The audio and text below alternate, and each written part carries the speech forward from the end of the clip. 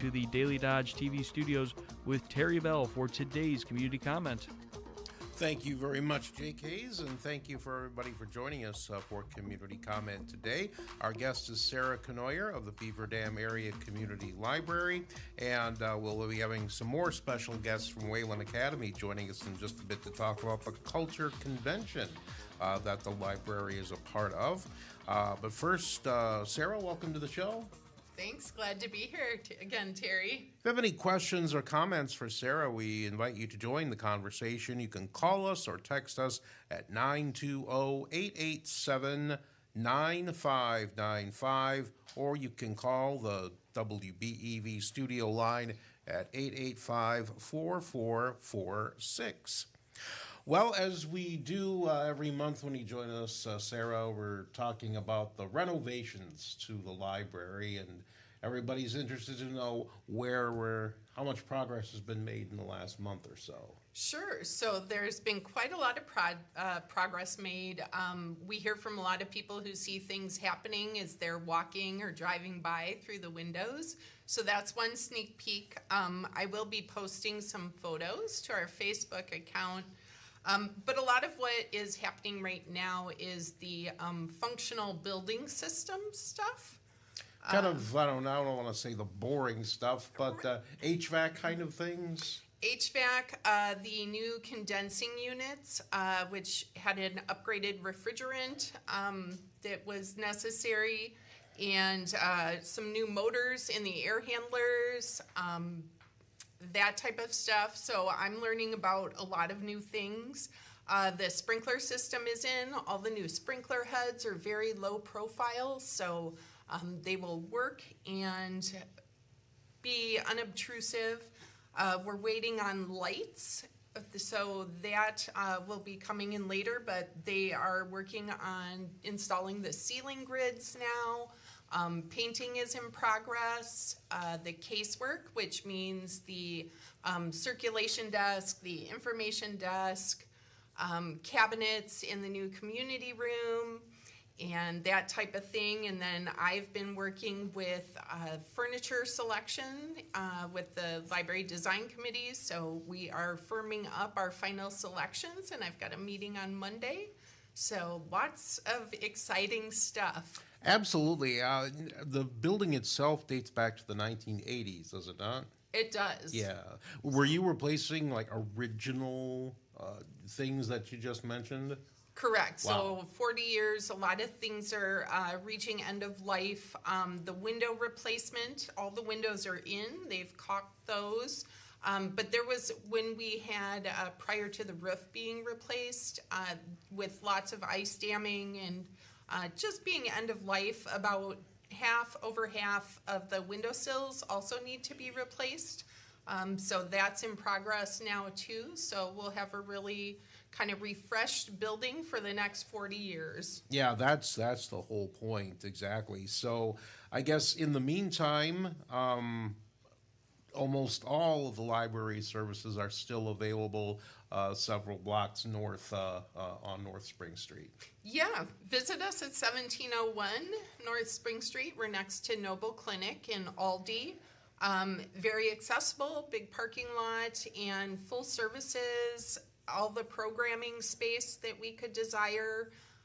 It's just been a really great place. Really, the only thing that we have in storage at the other library is our archives, the duplicates of popular fiction, which we can retrieve with holds, and our paperback collection. But otherwise, everything else we brought with us, and as we get ready to move back in late spring, we'll be taking it all back there as well. So you say late spring, so I think it's important for people to know there are a lot of moving parts yet. You can't say for certain when the library will be back in its building at this point. That's right. So we know that we'll be ready to go by June 1st for the summer program. That move will likely take place in April or May, so we'll be sure to give everybody plenty of notice about that. But like you said, there are various timelines converging emergency lights that are required for occupancy. We're waiting on those. The furniture install, and with the sill replacement, that's a significant amount. That at this time, we don't know that will extend the timeline, but we'll hopefully have a firmer date the next time I'm on in March. Okay, there that will be. We're looking forward to that. In the meantime, of course, as we mentioned, you can enjoy 99% of the library's usual services at the temporary location. We need to take a quick break right here, but we'll be right back to talk about the Culture Convention with Wayland Academy. That's coming up right after this break. You're watching Community Comment on 95.3 WBEV, powered by Daily Dodge. I'm Wally looking.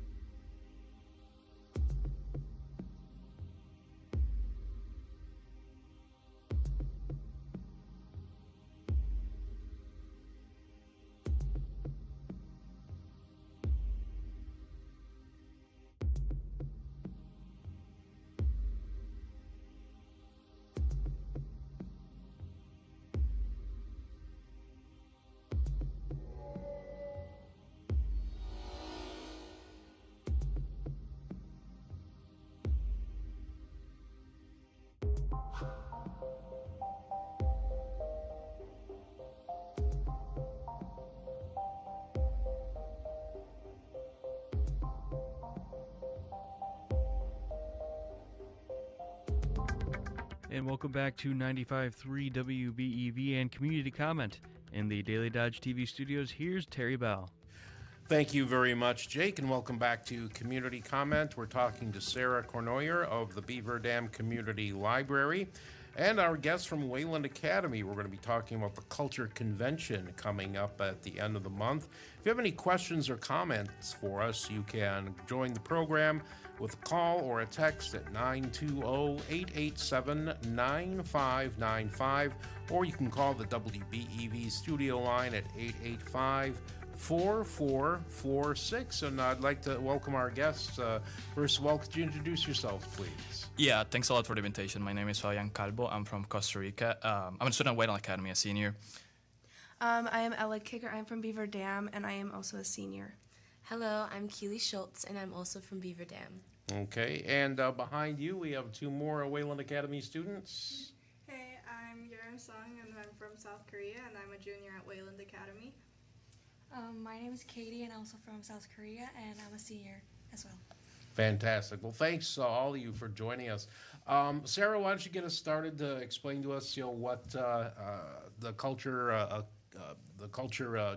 Convention is and the library's involvement. we are really excited to partner and sponsor a performer with Wayland. This is a long-standing community event that started at the library as the Global Fair several decades ago in our meeting room with 10 booths, and it has now expanded to a student-led, community-invited cultural event that we're just really thrilled to be a part of each year, and I think the students will be able to tell you about it the best. Yeah, please go ahead.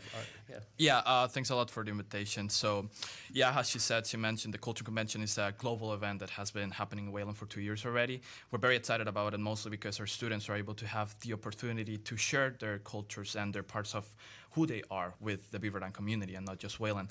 The best part for me is how we were able to connect the community with it. It's not just Wayland students that are presenting. For example, we got people from Wales, people from Nicaragua also that are presenting who are part of Beaver Dam community. The event will take place in Wayland Academy, of course, in Lindsay Gym on Saturday, February 28th. It's going to go from 1 to 3:30.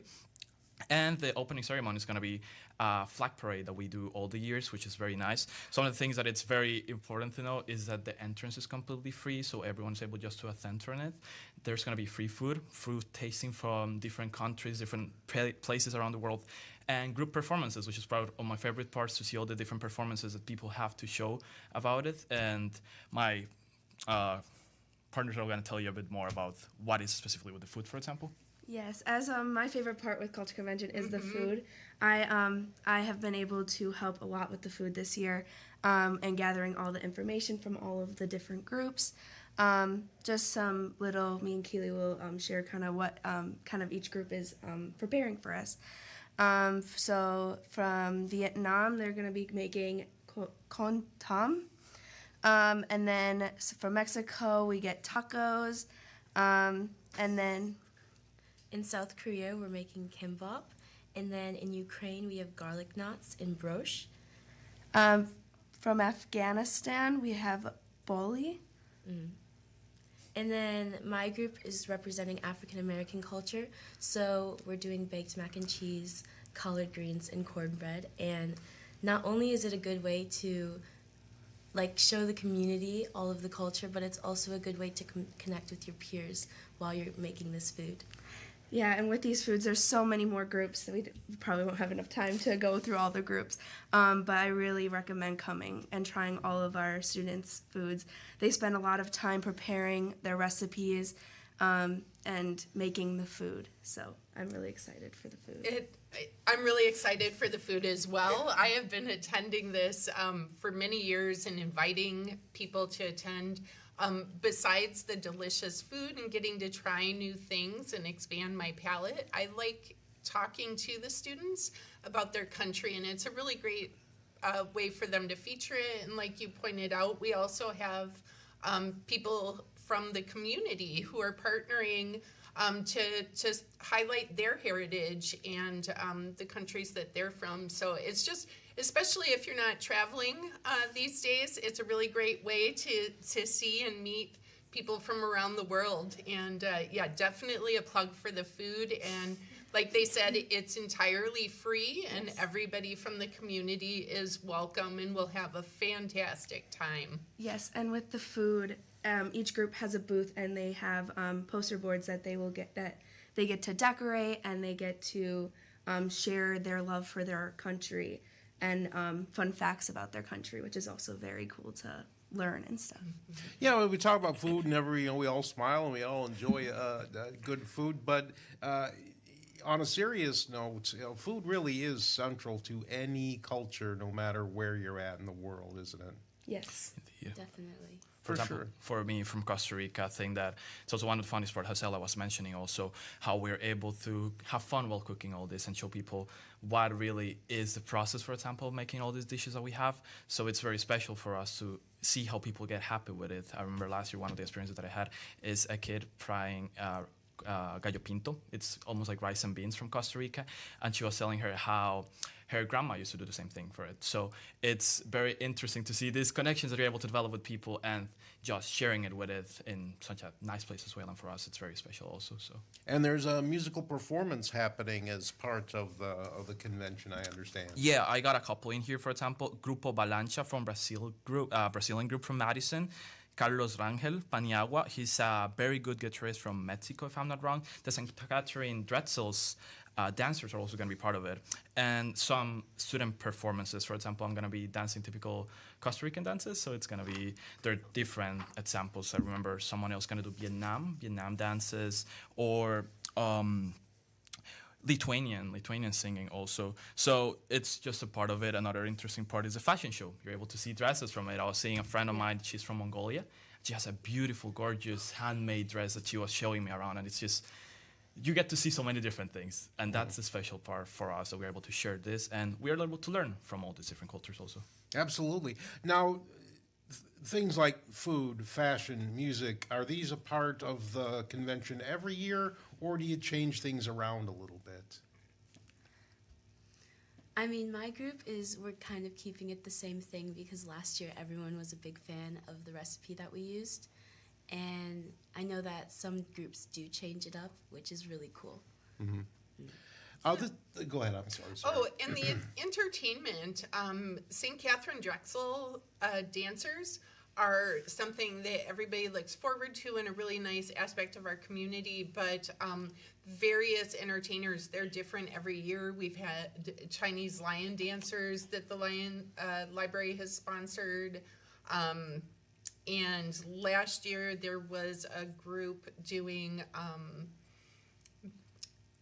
Shambhala. It was, sorry, I'm blanking on this one, but Mason Zanto was there, who a lot of library folks might be familiar with because he does international food programs for the library, but he's also a musician. Insala Shambhala.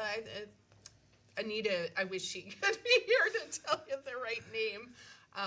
My head is full of all the library building stuff, but yeah, it's different every year. So there are some familiar elements, and it's neat to talk with different students, because your student body changes a lot too each year, doesn't it? Yes. And that's part of the Parade of Flags, is to highlight all the nations represented each year in your student body. And I think that important part, as you mentioned already, is how there's a connection with Beaver Dam, not just from Wayland to Wayland. It's from Wayland to Beaver Dam, to show our connection with the school and our importance we have to showing all this to Beaver Dam. Without Beaver Dam, we wouldn't be what we are. So this event is mostly to be able to say thank you, in a sense, to all the Beaver Dam community. And I hope people are actually able to attend for it, to have such an experience that we're making for them, in a sense.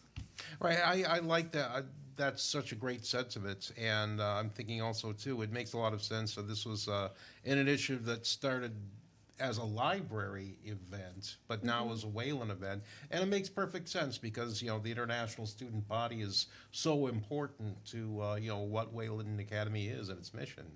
Yes. Indeed. Yeah, for sure, for sure. Can anybody elaborate on that?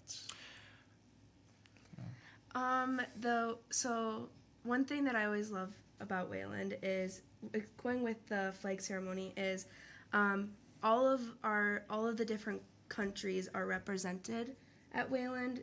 In our library, we have all the different flags hung up. We from all of the different countries that are at Wayland. So that you'll see that with the flag ceremony. Okay, and once again, that's happening on February 28th. Yep. Very good, and that's from when until when? From 1 to 3:30 p.m. Okay, and Carlos Rango, I see he's performing on the 26th. That would be the Thursday night, or Yeah, if I'm not wrong, he's going to be sometime here around Beaver Dam. He's also going to perform both times, if I'm not wrong. So he'll be at the convention as Yeah, well. that's what I've heard from it, that my teacher has been working close to him a lot, and I think he's going to be around here for that time, so. All right, very good. We need to take a quick break for the news, but we will be right back. You're listening to Community Comment on 95.3 WBEV, powered by Daily Dodge.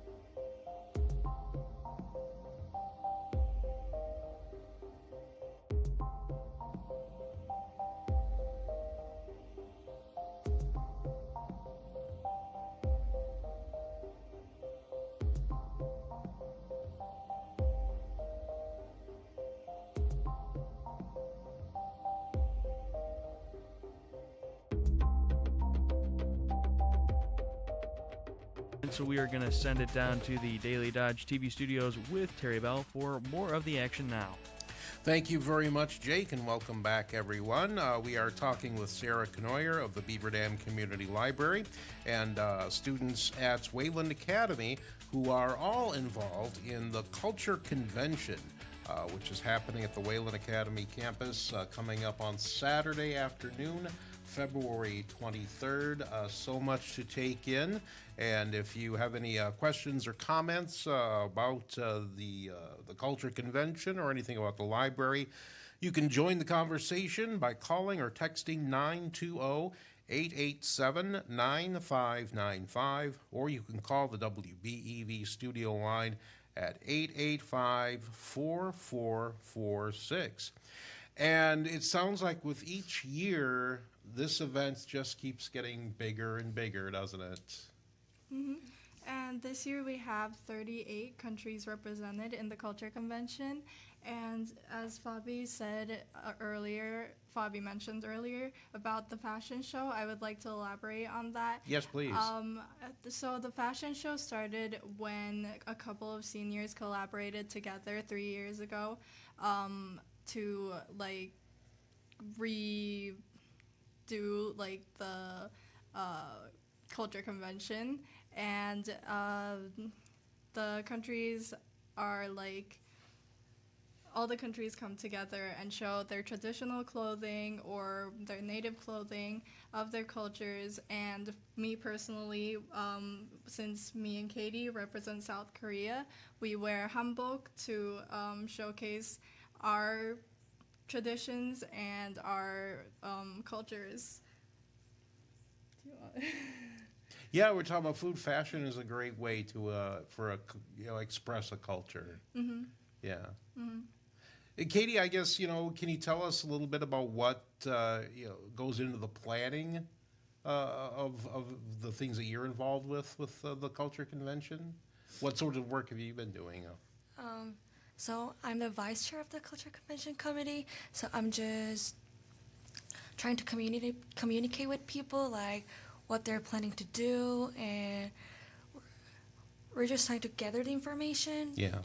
Like in general, because like Ella is working on her food stuff, and Urim and Keely are working on marketing service. So I think Fabi and I are just in charge of the basic Culture Convention thing. Everything, a little bit of everything. Okay, yeah, a little sure. bit of everything. And I understand attendance has been growing every year. If anybody has some information about that. How many people attended last year? 300 to 400 people? 400. Mm-hmm. Yeah. So, I mean, I'm guessing that that's probably the most that there's been. It gets a little bigger every year is my guess. Can anyone confirm that? Yeah, we're hoping for more people showing up this year to actually appreciate what we have prepared since the beginning of the year and try out our foods, enjoy entertainment and the fashion show and stuff like that. I guess, what kinds of ripple effects does the convention have after it's over? I imagine it sparks a lot of goodwill that carries over well into the future afterwards. I think if it's oh my god, I'm so That's okay. The weather is it's kind of dry weather. Mm-hmm. I think Culture Convention gives us really good opportunity to like share all the other cultures in all over the world, because like there's really no chances to get to know other cultures in general, but because I think Culture Convention restarted in my sophomore year. Excuse me. And oh my god, do you want to? It's okay. I think it fosters a lot of connection within the community and like with our global community, because we have a lot of international students in Wayland Academy, and the Culture Convention just gives a chance to spread that culture with the Beaver Dam community and lets the Beaver Dam community spread their culture with us. So I feel like that fosters a lot of connection and understanding of different cultures. Absolutely, yeah, and it's a rare opportunity. Not every community in Wisconsin has a Wayland Academy in their own backyard. This is a tremendous opportunity if you happen to live here. Terrific, and that is at the Wayland Academy. That's the field house, is it not? It is in Lindsay Gym. Lindsay Gym. Okay, very good. And that's starts at what time in the afternoon? It starts at 1 p.m. and ends at 3:30 p.m. Very good. And that is on Saturday afternoon, the 28th. I want to thank our guests so much from Wayland Academy who joined us today to talk about the Culture Convention. Thanks so much. To wrap up. Oh, you have some more. Yeah. That's right, some people to thank. Yeah, we have some people to thank. We couldn't have done this event without our sponsors, and I would like to mention some of them. We got sponsorship and support from the Beaver Dam Community Library, Bode Real Estate, Beaver Dam Community Foundation, Heffron Family Fund, Dam Chicken, St. Catherine Drexel School, Donald and Catherine Gansky. And Plunkett Bar and Grill, the Rotary Club, your home. The Rotary Club of Beaver Dam, Jostin, KNB Tree and Lawn Care, Park Avenue Sports Cafe, Silica for your home, Walmart, and El Guacamole. Sponsor help make this event possible and ensure that everyone can attend at no charge. Okay. I want to thank you so much for being so generous with your time today and coming to join us on Community Comments. Thank you Thank so you much. so much. We need to take one more break, but we'll be right back. You're listening to Community Comment on 95.3 WBEV, powered by Daily Dodge.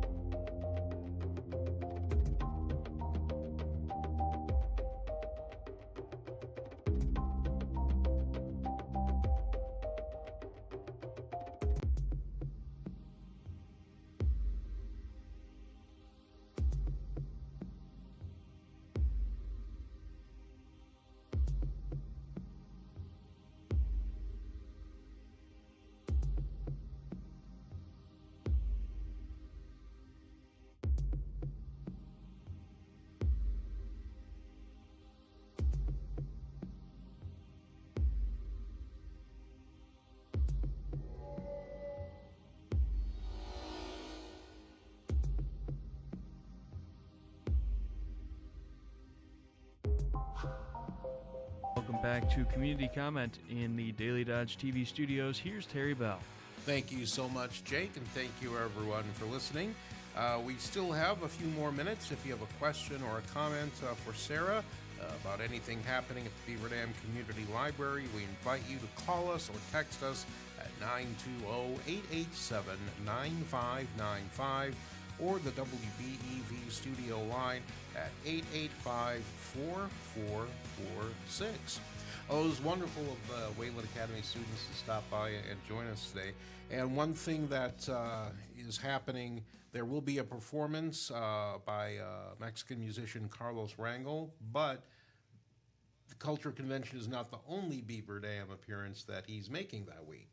That's right. This will be his U.S. debut. He's previously played in Spain, Brazil, and England, and he is from Mexico City. So the library is sponsoring his performance, and he's going to do a classical guitar concert on Thursday, the 26th of February at 6 p.m. And that's a free program, like all of our programs, and everyone is invited.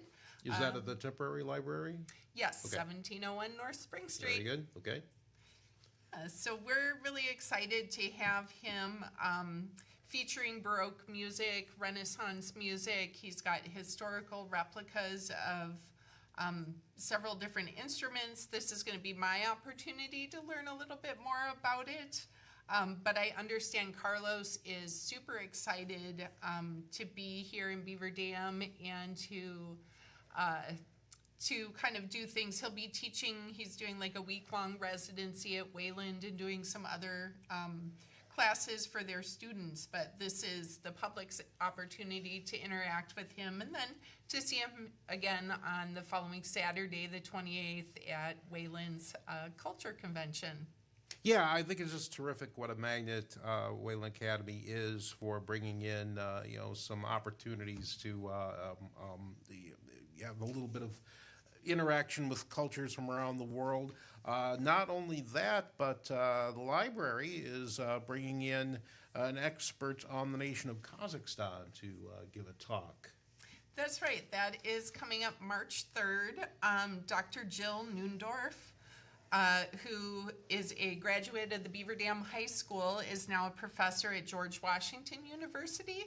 And she was going to be in town and reached out with a program proposal to share with us and the community Kazakhstan, a country at the heart of the Eurasian crossroad. So that'll be March 3rd at 6 p.m.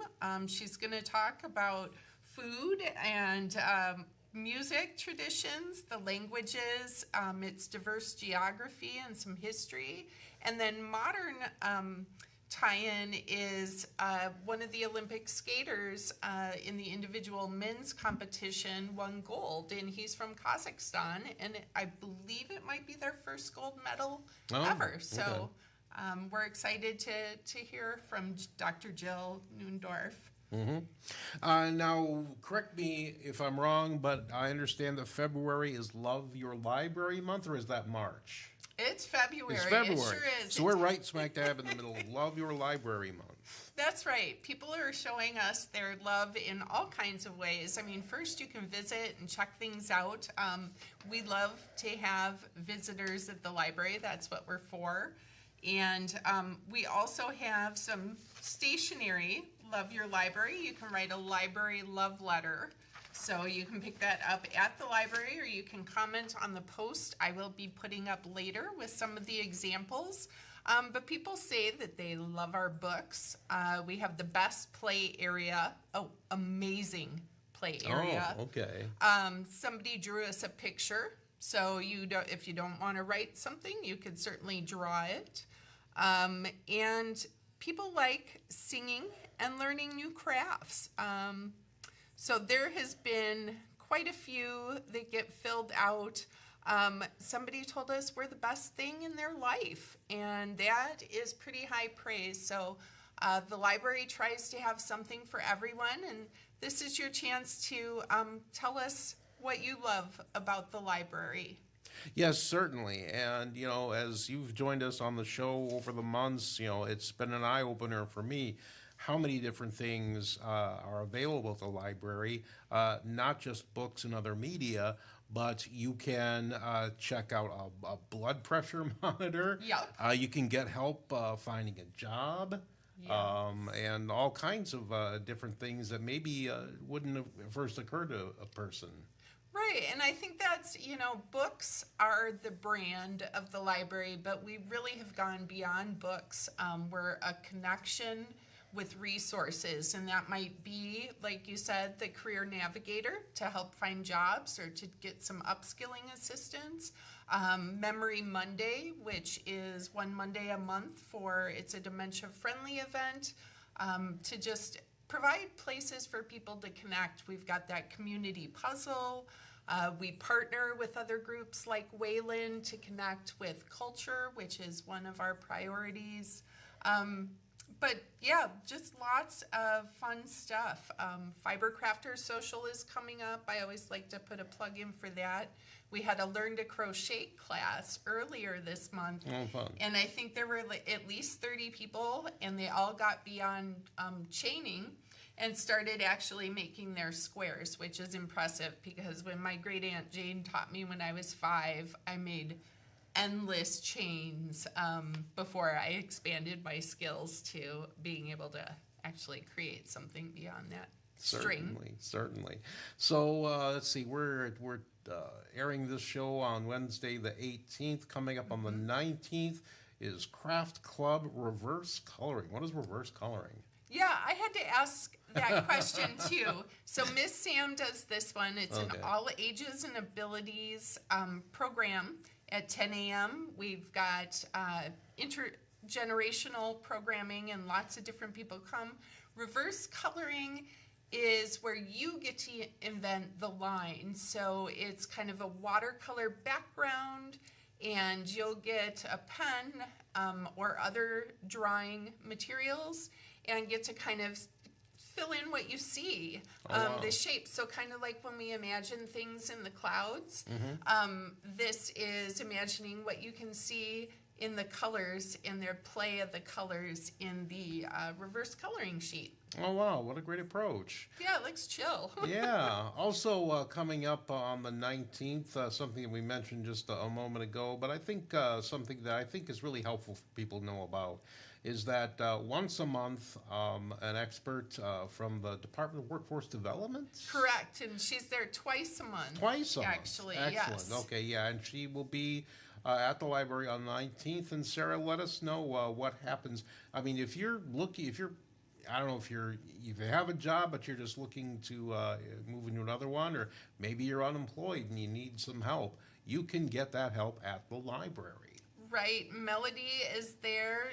She's got drop-in hours from 1 to 3 p.m. at the library. So she's got a station set up at the front of the library, so you can spot her when you go. She can provide assistance with resumes, job interview practice. If you are having issues with transportation being part of your barrier for employment, she can connect people with those organizations or types of assistance providers that are within the Department of Workforce Development's purview. And so she can do really practical stuff as well as helping you find the resources you need to improve your career outlook. Do you have to make an appointment, or can you just drop in? It is drop-in, and she also, her information is available on the online calendar, or you can contact the library and at 920-887-4631. And we've had people who do contact her independently if the drop-in hours don't work for them.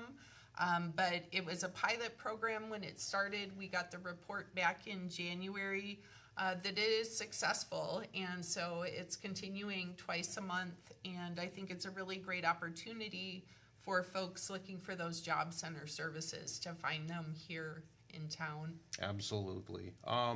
Coming up on Friday, the video game hangout. This sounds fun, especially for young people. It is. Miss Sam gets out the video games, and everybody, it's an all ages thing, so families are welcome from 5 to 6:30 p.m. You can talk about your favorite video games. You can play some video games. I don't know what selection she's got out, but I think it changes. I think she's using the Switch now, or the Switch 2, when she plays that program, and she's trying to do that once a month. Okay. Looking ahead to Saturday, we should mention the book sale coming up. That's right. So very small book sale. It's not going to be $1 per bag. We don't have enough things to weed at this point. But there are some great travel guides, which kind of ties in with our culture convention and global, but also Disneyland and places local to the United States. There are cookbooks, and there are some international cookbooks, so you can always check those out. And then a small selection of some children's materials, and this time it'll be 4 for $1. And if you wish to make a donation to the library's next chapter renovation, we'll have a jar out for that too. In good news, people showing us their library love and support for the library, we have raised over $804,000 since we started this project in April of 2024. So, yeah. That's terrific. And how often do the book sales happen? They are pop-up events. So we had a good number before we moved over here, and we pretty much got the collection relevant, but we'll have some pop-ups as we do annual maintenance. So like the travel guides are probably a few years old, and we're replacing those with fresh ones. And you can also get travel guides on Hoopla. So that's another great place to find them. Right, yeah. Remind us again about Hoopla. Hoopla is a digital streaming service that you can access for audiobooks, ebooks, movies, music, and some TV series, as well as courses, great courses. So you can check out a binge pass all through your phone or your computer. And if you need help getting set up with that, you can visit or contact the library. And Erin or one of our other librarians will be happy to help you. Absolutely. Anything coming up the last week of February? Obviously, the Culture Connection. It's at Wayland Academy, but the library is a sponsor. That's right. So yes, definitely consider coming out from 1 to 3:30 at Wayland Academy at the Lindsay Gym.